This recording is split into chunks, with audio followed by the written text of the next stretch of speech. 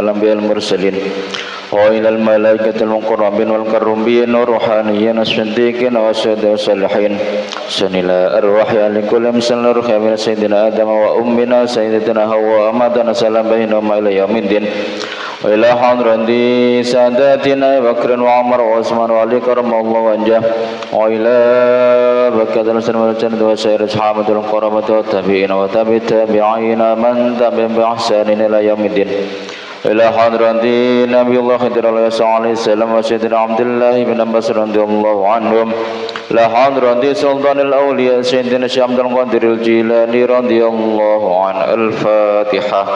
أعوذ بالله من الشيطان الرجيم. بسم الله الرحمن الرحيم. الحمد لله رب العالمين الرحمن الرحيم مالك يوم الدين إياك نعبد وإياك نستعين اهدنا الصراط المستقيم صراط الذين أنعمت عليهم غير المغضوب عليهم ولا الضالين آمين. لا حضرة سيد محمد المكرم جميع الأولياء تساما حول وسلم فروهم لا حضرة صاحب الولاية وذي القرية غارس قدر رحمة الله عليهم شيء لله لهم. الفاتحة.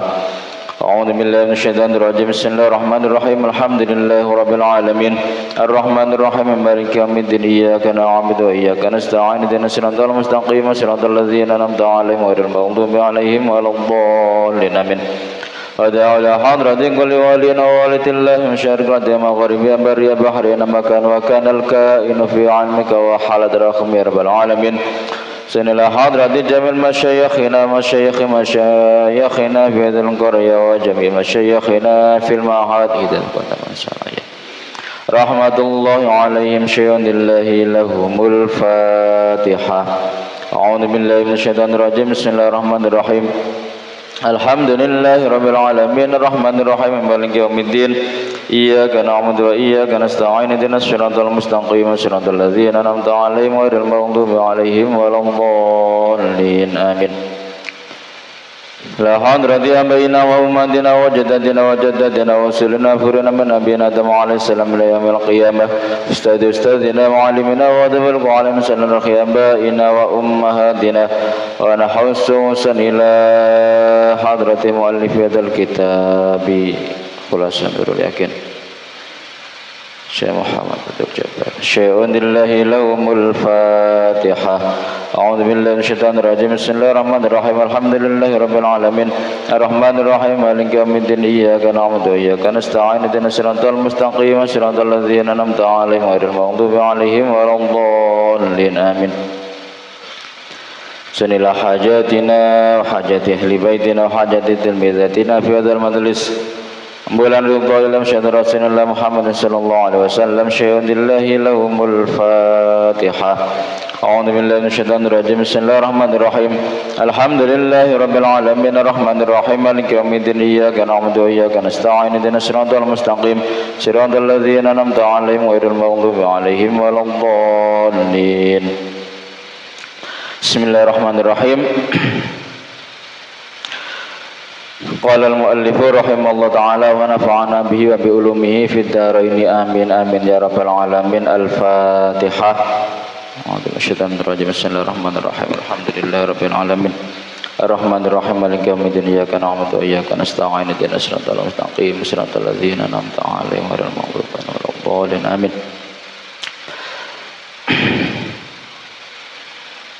Kita bertemu lagi dalam kajian sore menjelang berbuka puasa. Itu kita mengkaji kitab Khulasan Nurul Yakin. Alhamdulillah dalam keadaan sehat alfiat, tak kurang satu apapun. Semoga di malam berapa nanti? Di malam ke-6 ini kita senantiasa mendapatkan keberkahan dan kemuliaan daripada bulan Ramadan. Dan semoga kita semuanya keluar dari bulan Ramadan termasuk hambanya Allah atau umatnya baginda Rasul yang menyandang predikat muttaqin, yaitu predikat orang-orang yang bertakwa. Amin ya rabbal alamin. Dan dengan kita keluar dari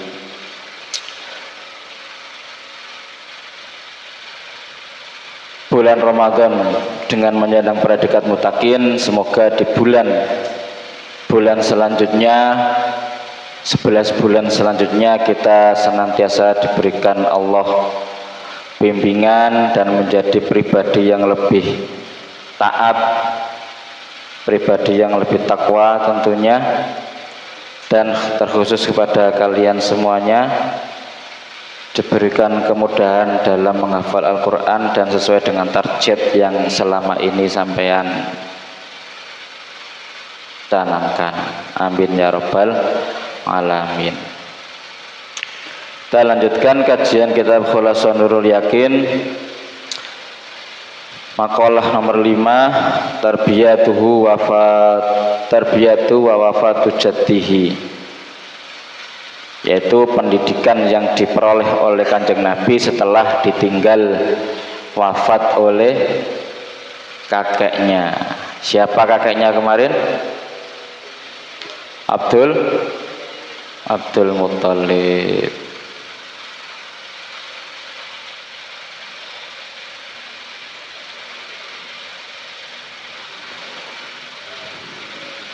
Qama bitarbiyatihi ba'da wafati ummihi jadduhu Abdul Muthalib wa kana yuhibbuhu aktsara min hubbihi li auladihi.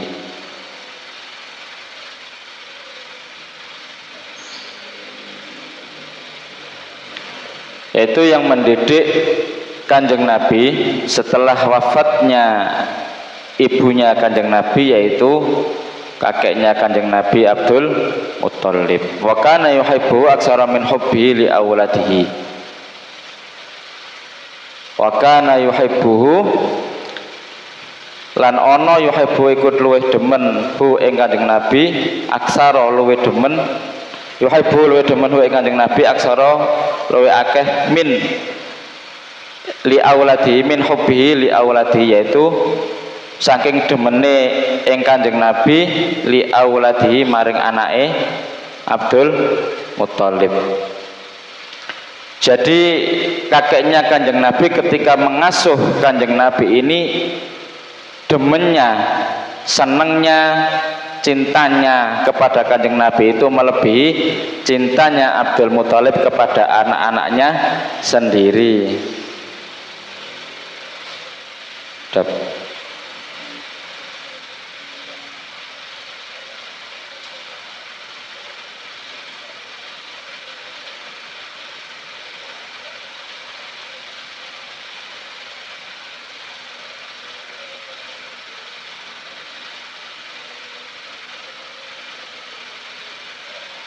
Walamma balagha amruhu sallallahu alaihi wasallam samaniyasa nawatin mata jadduhu bada'an kafalahu sanataini.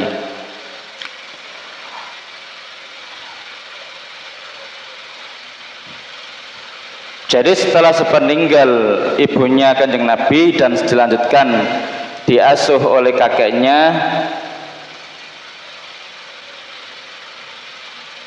maka pada usia 8 tahun ya, Kanjeng Nabi kemarin ditinggal ibunya pada usia berapa?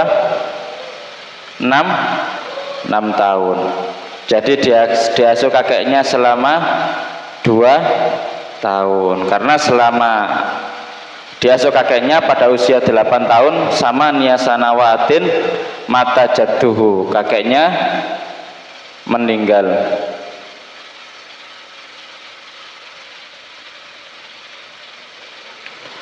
Bada'an kafala sanataini, yaitu setelah selesai mengasuh sanataini 2 tahun.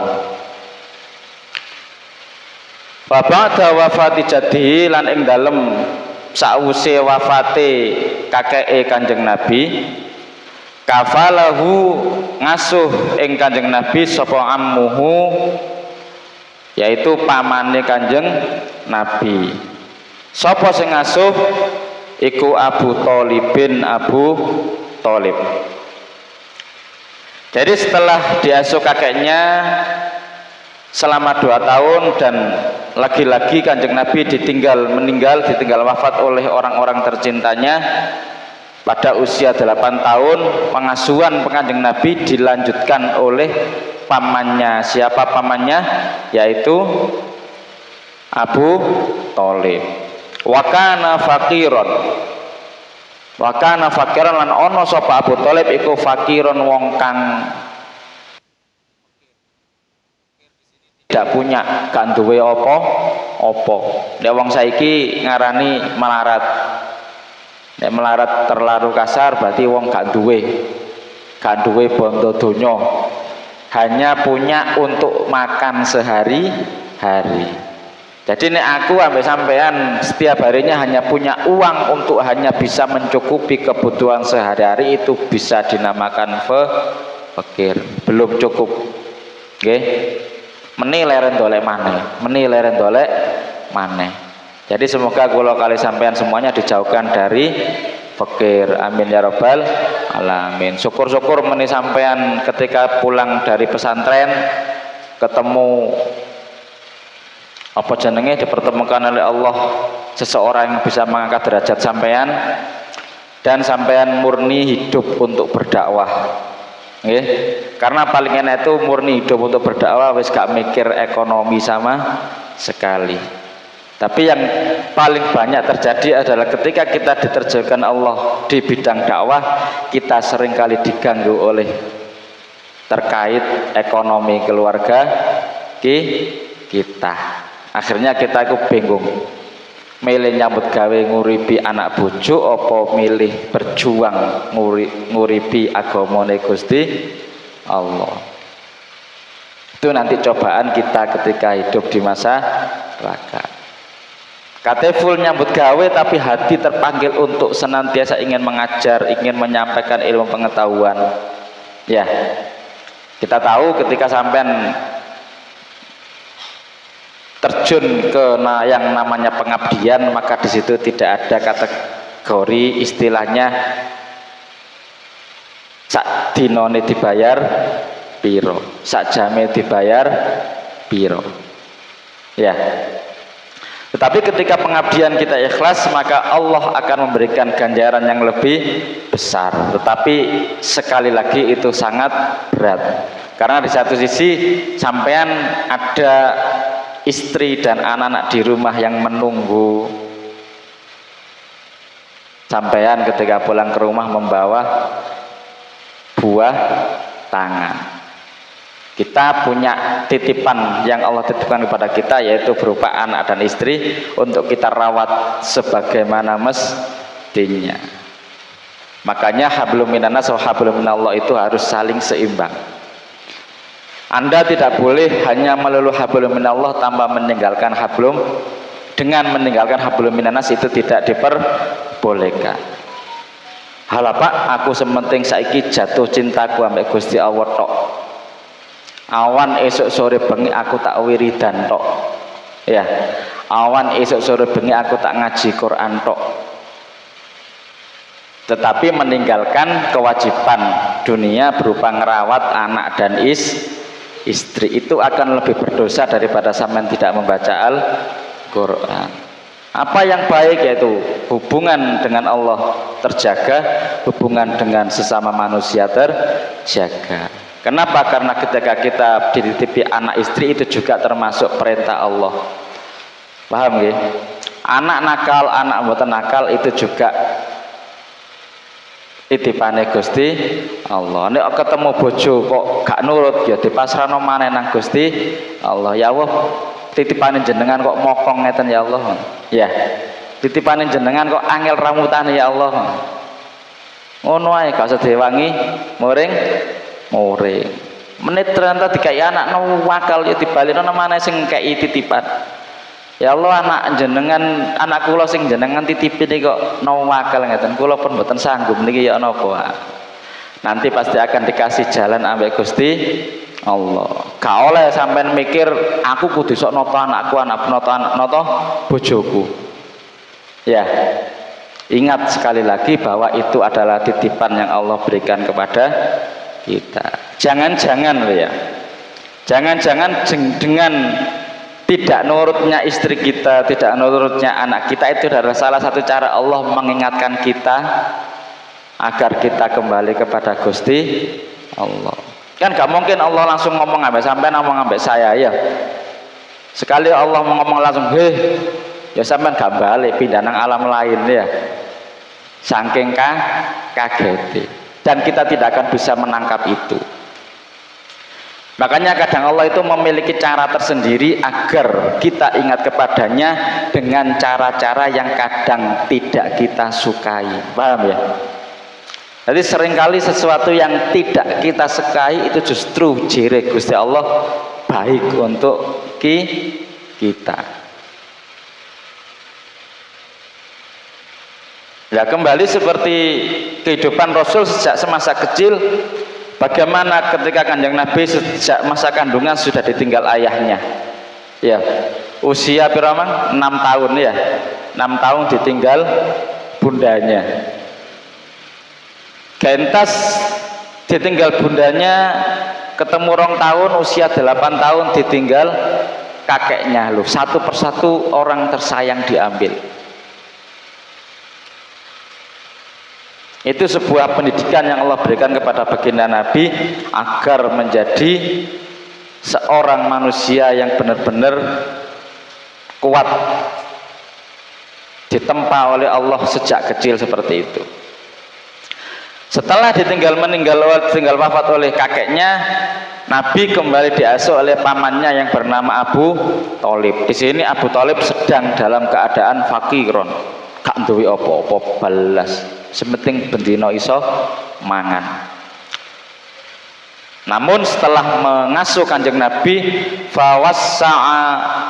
Allahu rizqahu, Allah memberikan jembar.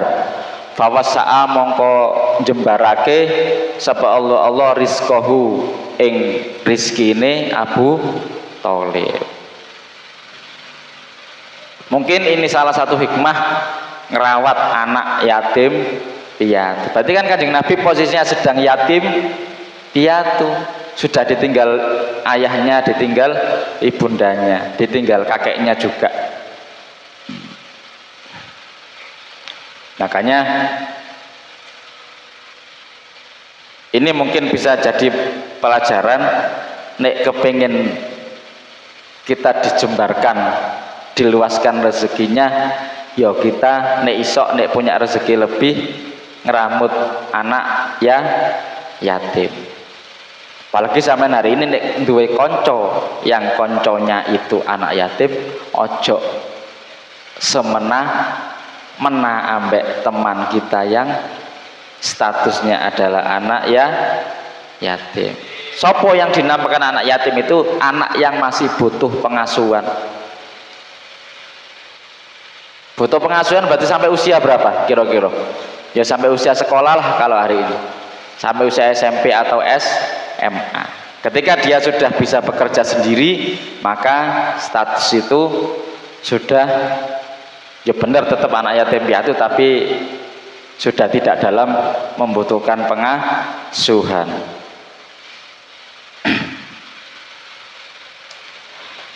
Jadi Abu Thalib setelah mengasuh Kanjeng Nabi ini, dia diberikan keluberan rezeki ambek Gusti Allah. Secara tidak langsung dia memiliki berbagai kenikmatan duniawi yang selama ini tidak dia rasakan. Wa kana sallallahu alaihi wasallam lan ono iya jeneng Nabi Muhammad sallallahu alaihi wasallam fi muddati kafalihi ammihi, fi muddati kafalati ammihi, ing dalem semangsane pengasuhan pamane Kanjeng Nabi. Qoni'an iku apa rek? Qoni'an iku cukup.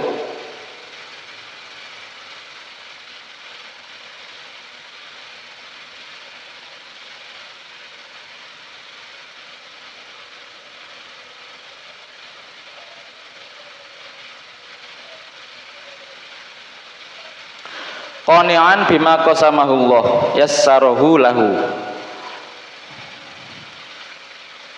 Jadi selama Kanjeng Nabi diasuh oleh pamannya ini, Kanjeng Nabi dan pamannya senantiasa diberikan kecukupan rizki oleh Allah dan diberikan kemudahan berbagai hal.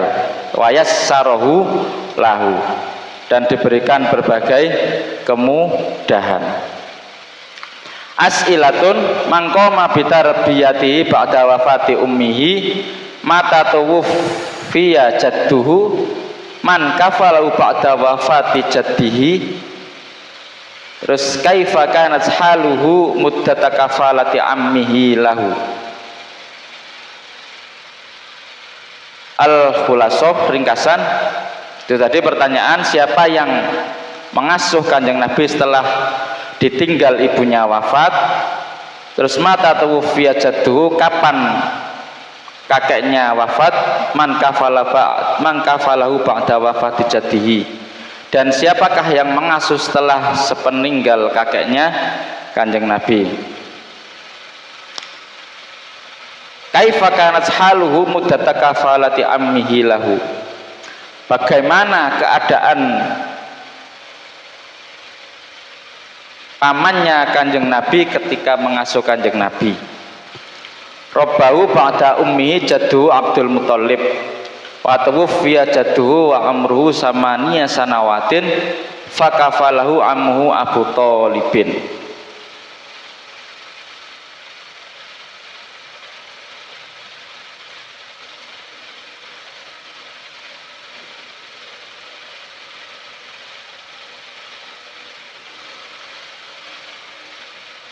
Selanjutnya ra'yuhul ghanam wa safratuhul ula ila Syam.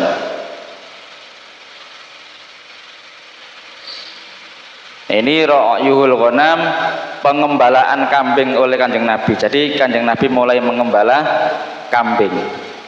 Wa safratuhul ula ila Syam, dan perjalanan pertama baginda Nabi ke negeri Syam. Jadi sengajak nang Syam sapa, yaitu pamane Kanjeng Nabi, jenenge Abu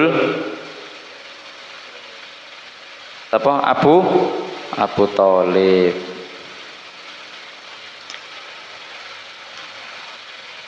Kana sallallahu alaihi wasallam ana iya Kanjeng Nabi Muhammad sallallahu alaihi wasallam fi zaghirihi, ing dalem cilikane Kanjeng Nabi,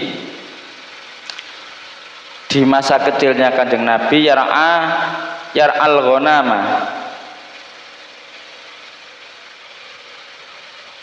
Apa bahasa Jawa mengembala iku apa? Angon wedhus. Ya. Ghanama yo kambing ta sapi? Kambing ya. Yar'al ghanama, gembala kambing li ahli Makkah bi ujratin ya'isu minha. Yaitu mengembala kambing milik dari para ahli Mekah dengan imbalan bi ujroh, imbalan yang isu minda terhadap apa yang dikerjakan oleh Kanjeng Nabi. Walamma balagat tasi'ah, dan ketika Kanjeng Nabi berusia 9 tahun fi umin umrihi, saking umure, safara ila Syam, Kanjeng Nabi bepergian ke kota Syam. Pergi bersama siapa?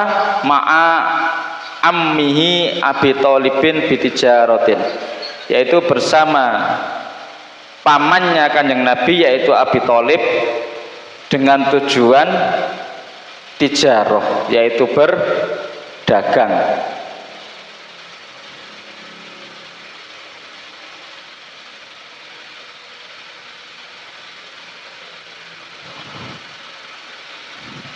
Lah, selanjutnya ketika usia 9 tahun sudah diajak oleh pamannya Kanjeng Nabi, yaitu yang bernama Abu Thalib, untuk berdagang sampai negeri Syam. Inilah Kanjeng Nabi mulai memahami tentang perniagaan. Jadi Kanjeng Nabi sejak kecil sudah diajari berdagang oleh siapa? Paman. Makanya kita sendiri sebagai umatnya ya kudu belajar berdagang niru Kanjeng Nabi. Karena 9 dari pintu rezeki, ya 8 dari 9 pintu rezeki itu adalah dengan cara berdagang. Maka nek sampean kepengin suwugih nemen, ya ojo dadi pegawai rek. Ya. Dadi ya pedagang. Dadi pegawai lapo gak iso sugih Pak, karena ya wis sampean 1 bulan gajinya piro ya iku bayarane sampean. Tergantung tingkat jabatan sampean di pekerjaan sampean ketika sampean jadi pegawai. Nek ana sing berminat jadi pegawai, tapi saya sarankan jangan berminat jadi pegawai. Nek pengen niru Kanjeng Nabi berarti kudu berdagang. Paham nggih? Dagang. Lah nek gak cocok Pak, ya usaha yang lain. Ternyata dagang kok bangkrut terus Pak, berarti sampean dikongkon ngaji tok. Ya. Kadang gini Rek, ada seseorang itu kadang sampean melihat seseorang dagang enak. Dagang ngopo titik laris, dagang ngopo titik laris.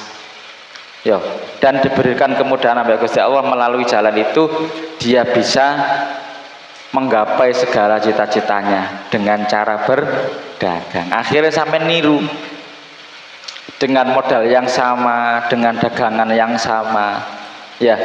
Tapi hasilnya berbeda. Kadang modal yang sama, kono gadek jongkir balik sampai nambah aku jongkir balik. Kadang gak ketemu badi sama sekali, gak ketemu laba sama sekali. Diulangilah sekali lagi. Oh, berarti gak cocok dagang iki. Balik dagangan yang lain. Ternyata seperti itu lagi, keluar modal banyak, akhirnya bangkrut lagi. Ya, ada saja cara untuk bangkrut itu, meskipun tidak kita ingin seperti itu, tetapi Allah memberikan cara itu agar kita bangkrut. Nah, sikap kita piye? Kadang kita menyalahkan keadaan, ya. Kadang nyalano istri yang tidak dukung dagangan sampean, ya. Kadang nyalano anak sing apa iki suka menghabiskan modal sampean. Kadang menyalahkan rekan kerja, partner kerja kita sing katanya tidak jujur dan sebagainya. Tapi itu hanya salah satu dari berbagai cara Allah untuk menyadarkan kita. Kembali lagi seperti tadi, berarti kita tidak nek wis bolak-balik ternyata gagal terus, berarti jangan-jangan kita tidak di situ passionnya. Paham nggih? Ro passion ya. Nah, ono sing cocoke nang ngene apa? Cocoke nang apa? Lah kapan itu, Pak? Nah, sampean bisa menempa itu sejak saat ini. Kembali lagi,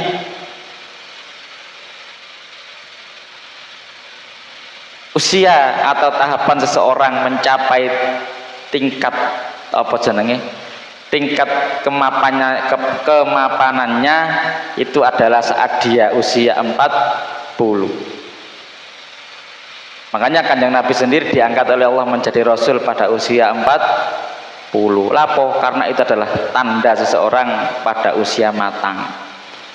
Nah, karena sampai kemarin sampai mungkin dengar ya, waktu Pilpres ya, itu kan ada sidang MK yang menggugat batasan usia seorang calon wakil presiden dan calon presiden minimal usianya adalah 40 tahun. Tetapi digugat di bawah usia 40 tahun sudah bisa mencalonkan diri menjadi calon presiden maupun calon wakil presiden. Dan gugatan itu disahkan. Akhirnya salah seorang calon yang usianya masih 35 tahun yang kemarin menang dalam perolehan hingga hari ini menang Pilpres apa? Gibran ya. Mas Gibran itu kan usianya masih 35 tahun. Lah kenapa itu kemarin kok menjadi polemik? Ya itu tadi, mungkin sebagian wakil rakyat kita menganggap nek masih di bawah 40 tahun kita belum waktunya memimpin, apalagi kategori memimpin sebuah negara. Itu tadi mungkin patokannya 40 ini adalah batas minimal kita bisa dianggap menjadi seorang pemimpin. Maka untuk sampean dan kita menuju tangga usia 40 tahun itu kita harus menyiapkan betul-betul. Maksudnya piye? Ya menyiapkan bagaimana kondisi kita hari ini, dengan siapa kita bergaul, apa yang kita baca, Ya, apa yang kita lihat, apa yang kita tonton, itu nanti yang membuat, yang menjadikan kita di usia 40 tahun kita seperti apa. Lainnya ketika kita sudah masuk usia 40 tahun, ternyata kita masih lontang-lantung, kita masih merepotkan orang lain, kita masih belum bisa menjadi apa-apa, kita masih belum bisa membahagiakan orang tua. Jangan-jangan setelah usia 40 tahun kita akan selamanya seperti itu. Naudzubillah. Jadi usahakan ketika sampean sudah menginjak 20 tahun, tata niat sampean. Aku usia 20 kudu ngene, usia 25 kudu ngene, usia 30 kudu ngene. Oke. Planning terkait dunia pekerjaan boleh, tapi planning tentang kehidupan akhirat kita tidak kalah pentingnya. Hari ini sampean bercita-cita menjadi penghafal Al-Quran. Aku usia 25 kudu selesai, usia 30 kudu mencapai tahap ini, usia 35 aku sudah harus bisa mencapai misalkan ini, semoga ahli tafsir Al-Quran. Usia 40 berarti aku sudah bisa menjadi seseorang yang benar-benar orang yang paham Al-Quran luar dalam. Amin ya rabbal alamin. Nah, karena apa? Karena circle itu yang akan menjadikan kita tumbuh nantinya, gitu loh ya. Jadi dengan siapa sampean hari ini bergaul, dengan siapa hari ini sampean bercakap, itu yang akan menentukan kondisi kita di masa yang akan datang. Makanya seorang yang sudah usia 40 tahun ada doanya tersendiri. Sampai itu dimaktubkan di dalam Al-Quran.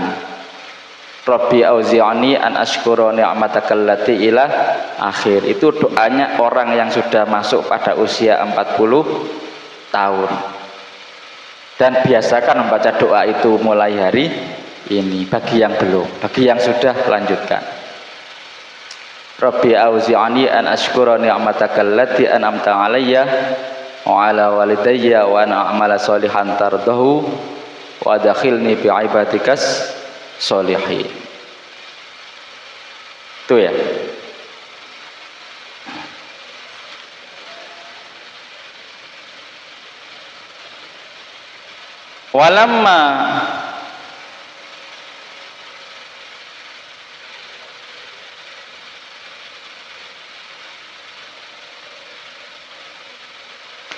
Walamma qaruba min busra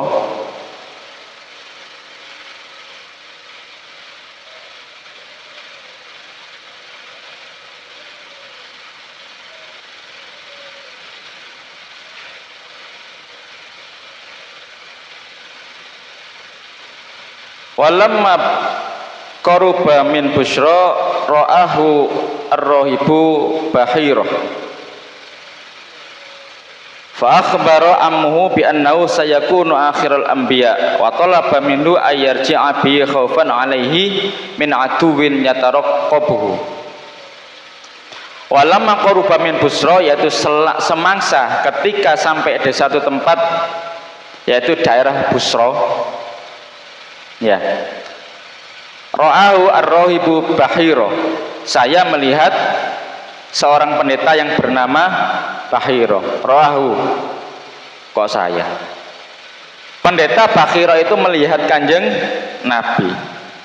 Fa akhbara amhu bi annahu sayakunu akhirul anbiya, dan memberikan kabar kepada pamannya Kanjeng Nabi bahwa keponakannya itu adalah akhirul anbiya, bahwa Kanjeng Nabi yang bernama Muhammad itu nanti akan menjadi seorang nabi, yaitu nabi sebagai nabi penutup para nabi, khotamul anbiya. Ini pada Nabi saat masih usia 9 tahun. Pamannya sudah dikasih tahu seorang pendeta Busra bernama Buhaira. Fatalaba minhu ayarji'a bi khaufan alaihi min aduwin yatarakkabuhu. Dan pendeta itu meminta kepada pamannya Nabi supaya kembali, maksudnya membawa Nabi pulang kembali ke kota Mekah. Kenapa? Karena pendeta Bukhairah ini takut khaufan alaihi min aduwin yatarakkabuhu. Takut banyak musuh yang memata-matai Kanjeng Nabi. Ternyata para umat terdahulu yang tahu isi daripada Injil maupun Taurat, di situ sudah disebutkan bahwa nanti ada suatu saat dilahirkan seorang manusia agung bernama Nabi Muhammad yang dia akan menjadi nabi terakhir dan menjadi nabi, menjadi penutup para nabi dan para rasul. Kenapa selain pendeta Bukhairah ini tidak senang dengan kehadiran Kanjeng Nabi? Karena mereka menganggap dengan kehadiran Kanjeng Nabi itu berarti otomatis apa bahasanya itu mengakhiri agama nenek moyang mereka. Gitu ya.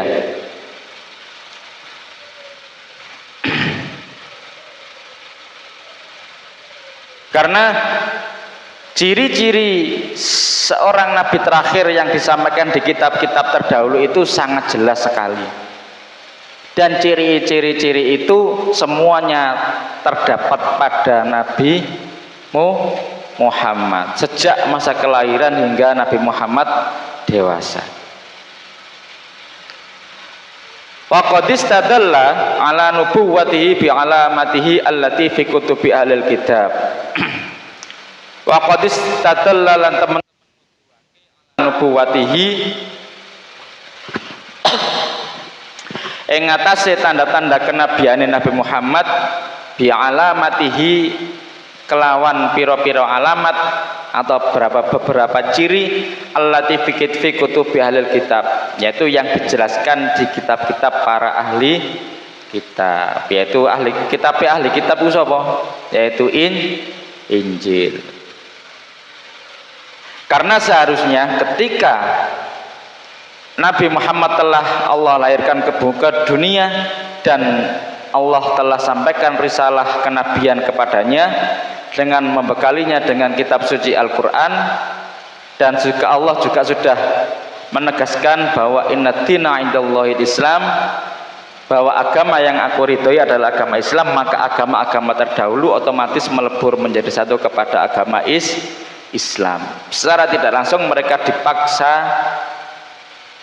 mau tidak mau seharusnya adalah mengakui Tuhan bernama Allah dan kitab sucinya Al-Quran. Itu as'ilatun bimadza kana yashtaghilu fi saghirihi mata fasafaro ila syam mata safaro ila syam ma'a man safaro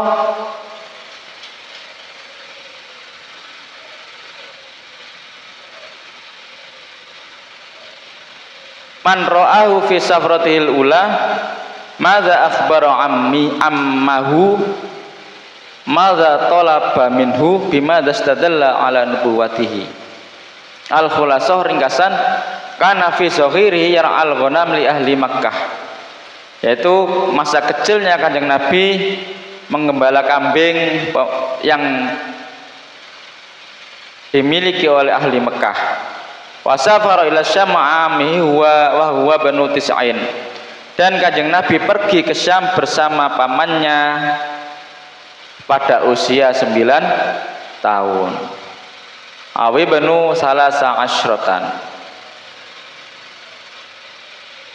Wa ra'ahu rahibu Buhaira wa arafa fihi alamatin nubuwah, dan ketika di Syam beliau bertemu dengan pendeta Buhaira yang memberitahukannya tentang alamat kenabian, yaitu ciri-ciri kenabian yang ada pada diri Kanjeng Nabi. Al-Fatihah. rabbil alamin arrahmanir rahim maliki yaumiddin iyyaka na'budu wa iyyaka nasta'in ihdinas siratal mustaqim siratal ladzina an'amta 'alaihim ghairil maghdubi 'alaihim waladdallin amin.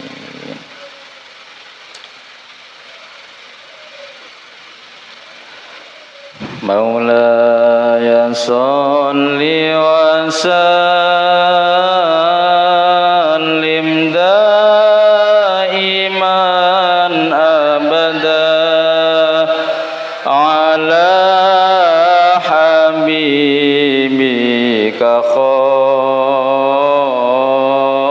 khairil khalqi kullihim huwal habibul ladzi turja syafa'atuhu likulli haulim minal